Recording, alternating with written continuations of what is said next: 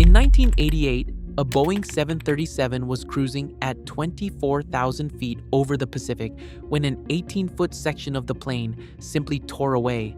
The passengers were exposed to open sky at altitude. The aircraft could barely land with a gaping hole where the roof used to be. The investigation found multiple causes, but one of them was a detail so overlooked that most airlines had never seriously considered it: the color of the paint. Walk through any major airport in the world and look at the aircraft on the tarmac. The overwhelming majority are white or close to it. A few carriers use colored liveries, but even then, the base is almost always white with color applied on top. This is not a coincidence, and it is not an aesthetic preference that the industry happened to converge on.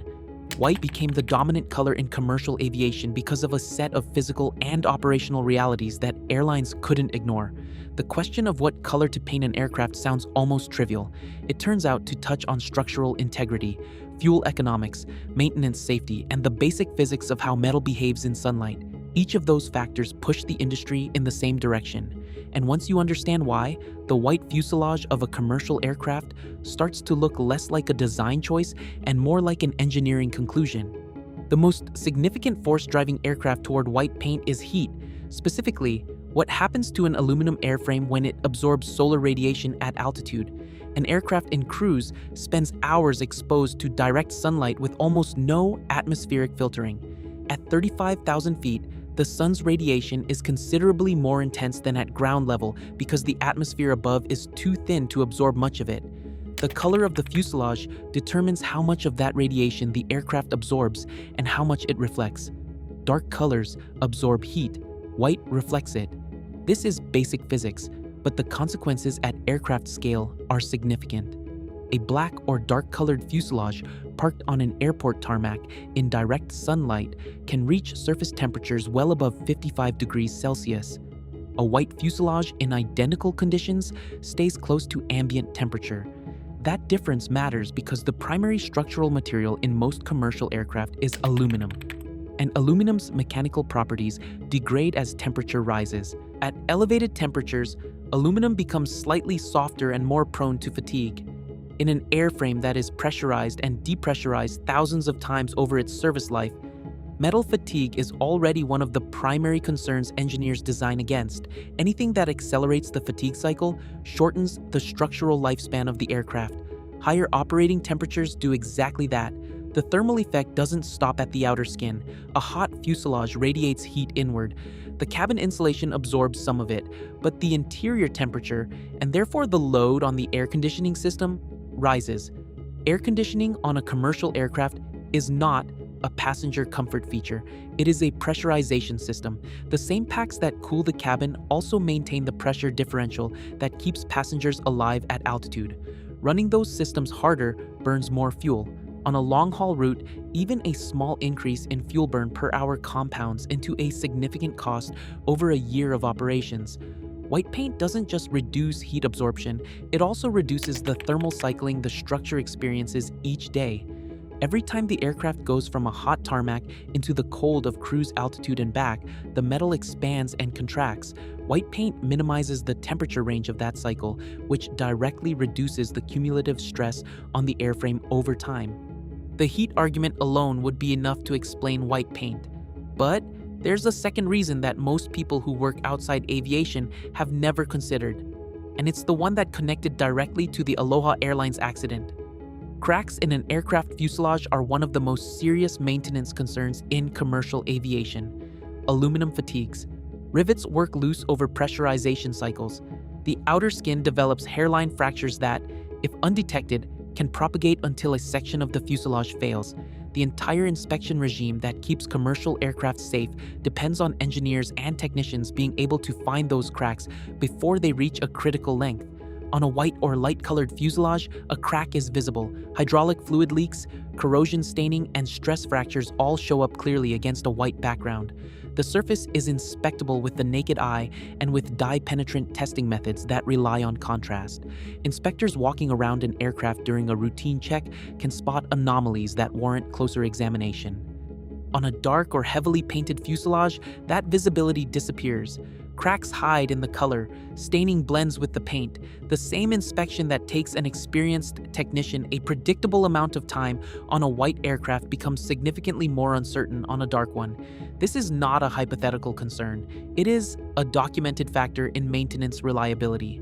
The Aloha Airlines 737 had extensive corrosion and cracking along the fuselage skin that had not been adequately detected during inspections.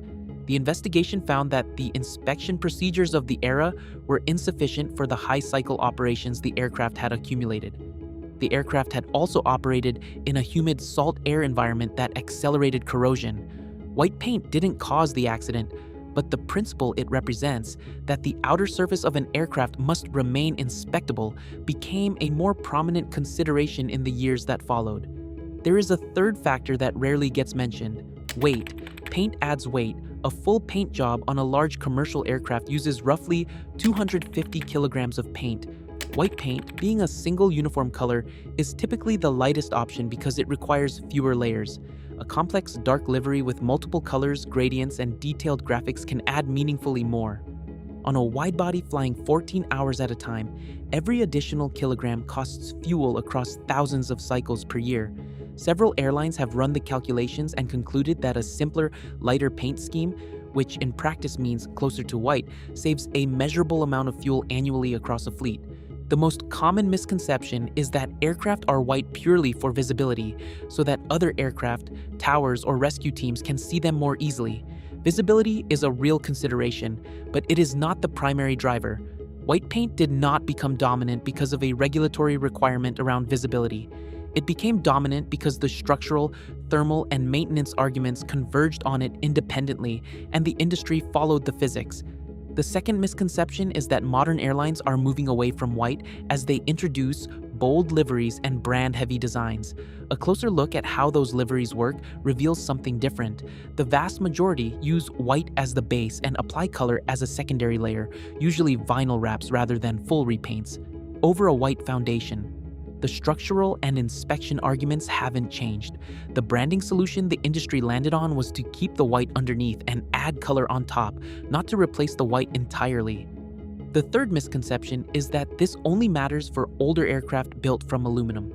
Modern aircraft like the Boeing 787 and Airbus A350 use composite materials, carbon fiber reinforced polymers, that behave differently from aluminum under heat and fatigue.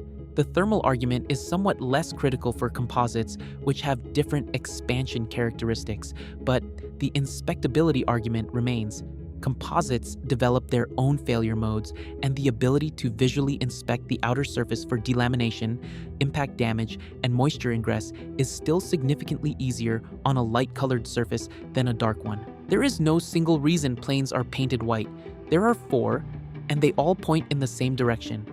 White reflects solar radiation, keeping the aluminum cooler and slowing the fatigue cycle that every pressurized airframe accumulates over its service life. White keeps the interior cooler, reducing the load on pressurization systems and saving fuel across thousands of flight hours. White keeps the fuselage surface inspectable, giving maintenance teams the contrast they need to find cracks, corrosion, and leaks before they become structural events. And white is lighter, adding less mass to an airframe that is already carrying everything it needs to carry. Each of those factors is real on its own. Together, they produced an outcome that looks like an aesthetic convention, but is actually something closer to an engineering consensus that the entire industry reached independently and has never had a strong reason to reverse. The next time you walk past a white aircraft on the tarmac, what you're looking at isn't a blank canvas waiting to be painted. It is the paint job that four separate branches of engineering all arrived at on their own.